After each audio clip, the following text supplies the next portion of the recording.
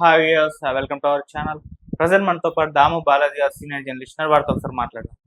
నమస్కారం సార్. నమస్తే. సార్, నాసిక్‌లో ఒక జ్యోతిష్యుడి భాగవతాలన్నీ కూడా ఇప్పుడు బయటపడ్డాయి. ఇప్పుడు అతనికి సంబంధించి దేశవ్యాప్తంగా కూడా వీడియోస్, ఫోటోస్ వైరల్ అవుతున్నాయి సార్. అంటే 58 మంది మహిళల్ని మత్తుమందిచ్చి అతను రేప్ చేశాడని చెప్పేసి కూడా తెలుస్తుంది. అసలు ఏం జరిగింది నాసిక్‌లో? ఎవరి జ్యోతిష్యుడు? మరి ఎలా బయటపడ్డాడు? ఎలా దొరికాడు? దీనికి సంబంధించినటువంటి వివరాలు. మనకి ప్రతి నెలకో 2 నెలలకో ఇట్లాంటి సంఘటన జరుగుతూ ఉంటుంది. జ్యోతిష్యులు, బాబాలు, అఘోరాలు వీళ్ళు భక్తుల్ని ఏమార్చి, ముఖ్యంగా మహిళల్ని వాళ్ళని నమ్మించి రేపులు చేయడం, లోపరుచుకోవడం ఇవన్నీ జరుగుతూనే ఉన్నాయి. లేటెస్ట్గా నాసిక్లో ఒక అస్ట్రాలజర్ భాగవతం బయటకు వచ్చింది. అతని పేరు అశోక్ కరాత్. అతన్ని క్యాప్టెన్ అని పిలుచుకుంటాడు. అతను అందరికి కూడా నేను మర్చెంట్ నేవీలో పనిచేస్తానంటాడు. అట్లాగే స్టైల్గా బట్టలు కూడా సూటు బూట్ వేసుకొని ఉంటాడు. అతను అస్ట్రాలజర్ అని చెప్పుకుంటాడు. సో అందరూ కూడా క్యాప్టెన్ అని పిలవమంటాడు. సో క్యాప్టెన్ అని పిలుస్తారు. ఒక రకంగా క్యాప్టెన్ బాబా అని చెప్పుకోవచ్చు. సో లేదా క్యాప్టెన్ అస్ట్రాలజర్. ఇతను ఉండేది వచ్చి ఇతనిది శ్రీ ఈశానేశ్వర మహాదేవ్ టెంపుల్ ట్రస్ట్ అని ఒక ట్రస్ట్ కూడా పెట్టాడు. దానికి ఇతనే బాసు. సో ఇది సిన్నార్ తాలూకాలో మెరగం అనే ఒక గ్రామంలో ఉంటుంది. సో ఇక్కడికి భక్తులు రెగ్యులర్గా వస్తుంటాడు. ఇతను జ్యోతిష్యం జరగబోయే విషయాలని చెప్తూ ఉంటాడు. అలాగా ఒక మహిళ 2019లో ఇతను అప్రోచ్ అయింది. అప్రోచ్ అయ్యి ఇలాగా నాకు పెళ్లి కరెక్ట్గా కుదరట్లేదు, మీరు హెల్ప్ చేయండి అని చెప్తే ఇతను ఆమెకు ఒక పెండెంట్ ఇచ్చాడు. దాన్ని వేసుకోమన్నాడు. ఇది ఎప్పుడు కూడా తీయకూడదు, అప్పుడే అది దీని పవర్ పనిచేస్తుంది, తీస్తే దీని పవర్ పోతుందని అట్లాంటిదే చెప్పాడు. సో కానీ ఈమెకి ఎగ్జామ్స్ ఉన్నది. ఎగ్జామ్స్లో ఇది అలో చేయాలంటే దాన్ని ఆమె తీసి బయట పెట్టేసి ఎగ్జామ్స్కి వెళ్ళి అప్పటికే ఆమెకి పెళ్లి కుదిరింది. కుదిరినాక ఈ పని చేసింది. ఎప్పుడైతే ఇది చేసిందో ఒక వారంలో ఆమె పెళ్లి క్యాన్సిల్ అయిపోయింది. దాంతో ఆమెకి నమ్మకం వచ్చేసింది తన మీద. ఈ పెండెంట్ నేను తీయడం వల్లే పెళ్లి క్యాన్సిల్ అయింది అని ఆమె బలంగా నమ్మి ఆయన్ని మళ్ళీ కలిసింది. యాక్చువల్గా ఏంటంటే 2019లో కలిసింది. మధ్యలో కోవిడ్ వచ్చింది. మళ్ళీ 2022 ప్రాంతంలో మళ్ళీ కలిసినప్పుడు ఈ సంఘటన జరిగింది. దాంతో మళ్ళీ ఆమె వెళ్ళిపోయి, నేను తప్పు చేశాను గురువు గారు, ఇట్లా మీరు చెప్పినట్టు నేను ఫాలో కాలేదు, అందుకే నా పెళ్లి క్యాన్సిల్ అయింది అని చెప్తే, చూసావా నాకు డివైన్ పవర్స్ ఉన్నాయి, నేను చెప్పింది జరిగింది చూసావా అని ఇతను ఇంకా ఆమెను ఇచ్చేసి, పని చేద్దాం, నువ్వు పెళ్ళి మళ్ళీ నీకు కుదురుతుంది, కాకపోతే దీనికి ఒక చిన్న హోమం చేయాలి అని చెప్పి ఆమె దగ్గర ఒక కార్యక్రమం చేయించాడు.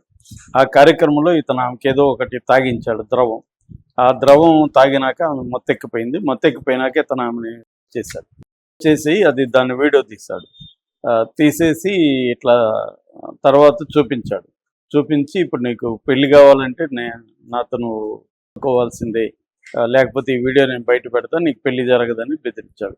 దాంతో ఆమె ఆల్రెడీ ఎన్ని డివైన్ పవర్స్ ఉన్నాయి అదని నమ్మింది.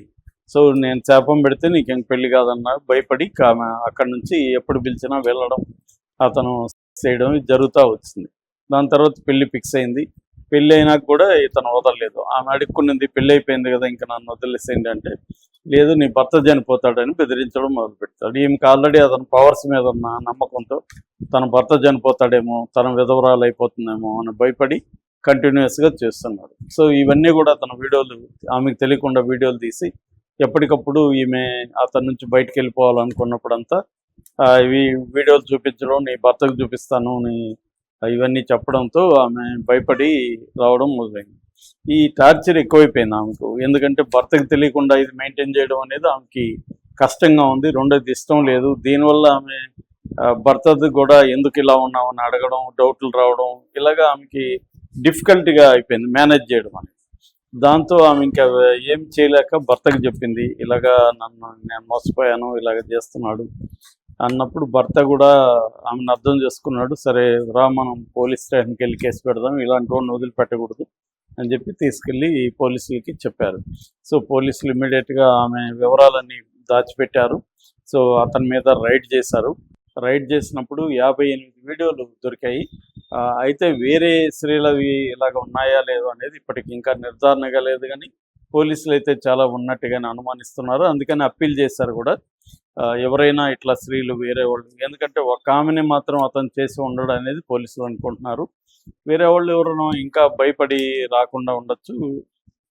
కాబట్టి వాళ్ళు కూడా రండి, మీ మీ వివరాలన్నీ మేము గుప్తంగా ఉంచుతాము, ఎవరికి చెప్పము, ప్రకటించము అని చెప్పారు. సరే మరి ఇంకా ఎవరైనా వెళ్ళారా లేదో తెలియదు. దీని మీద ఇప్పుడు గవర్నమెంట్ సిట్ కూడా వేసింది.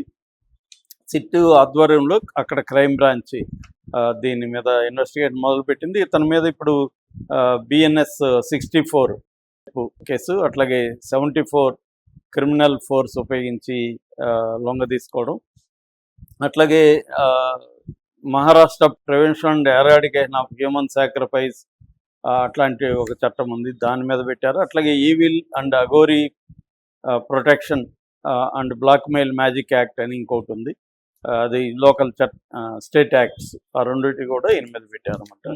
అంటే మహారాష్ట్ర ప్రభుత్వం అయితే సీరియస్గానే తీసుకునింది, ఎందుకంటే అక్కడ ప్రతిపక్షాలు కూడా దీన్ని గట్టిగా తీసుకొని ప్రభుత్వంలో కూడా ఇతనికి చాలా మందితో లింకులు ఉన్నాయనేది కూడా వాళ్ళు అనౌన్స్ చేశారు. దానివల్ల ప్రెజర్ అనేది బాగా, ప్రతిపక్షాల ప్రెజరు, మీడియా ప్రెజర్ అనేది ప్రభుత్వం మీద కూడా గట్టిగానే పడింది.